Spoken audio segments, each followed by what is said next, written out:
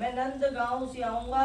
बड़े भैया बलराम अपनी मित्र मंडली के साथ गैया चराता हुआ आपके मनोभाव को नमन करने के लिए। तो भगवान विष्णु ने द्वापर युग में जब कन्हैया के रूप में ब्रजमंडल में जन्म ले लिया है, तो 5 वर्ष की अवस्था ही हमारे कन्हैया की, छोटो सो लालाओ कन्हैया नंद गांव से पैदल पैदल गैया चराते हुए ठाकुर जी महाराज इस पावन भूमि पर पधारे हैं। यहाँ माता रानी की गोद में हमारे बाल गोपाल विराजमान हुए हैं।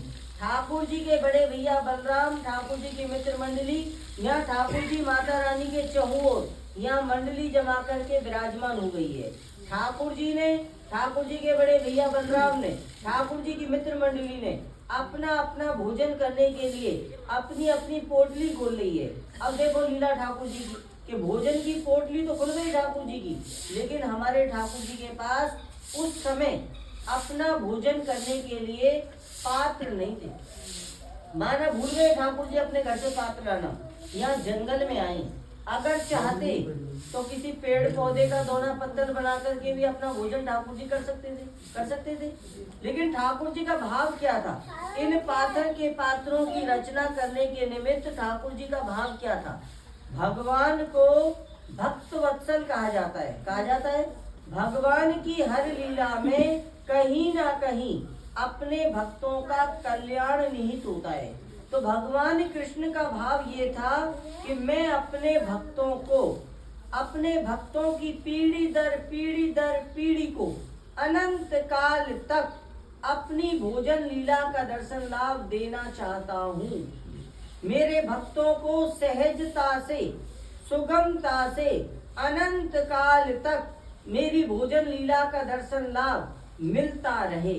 इस भाव से ठाकुर जी ने निश्चय किया है कि मैं कामन धाम में इंद्रसेन पर्वत पर भक्त शिरोमणि कृष्णावती मैया के सम्मान में अपना भोजन पाथर के पात्रों में करूंगा।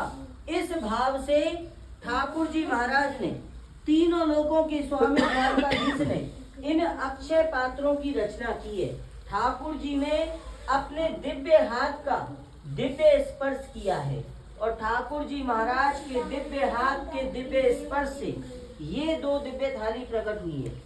ये छोटी थाली कन्हैया ने अपने लिए बनाई है, ये कन्हैया की थाली है।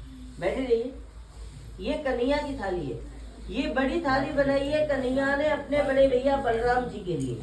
ये कटोरा कन्हैया का और ये बलराम जी का, ये अक्षय पात्र हैं। ऐसी मान्यता है कि जो भक्त अपने जीवन काल में एक पल के लिए भी ठाकुर जी की भोजन लीला का दर्शन लाभ ले लेता है ना, तो घर परिवार में कभी कोई कमी नहीं रहती, सुख शांति हमेशा बनी रहती है, घर के भंडार हमेशा भरे रहते हैं। क्योंकि ठाकुर जी का भाव क्या है? एक चावल का दाना दे प्रेम से और एक लोक ले प्रेम से, ये ठाकुर जी का भाव है।